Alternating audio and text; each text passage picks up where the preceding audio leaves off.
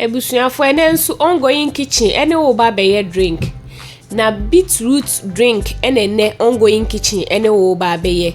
Ti mesel say drink akona ya ye ba be wo be hwa akosi awie na wo nso wa ye bi ene we busuafo anom. Enti enko ne enko hye ye drink no ase.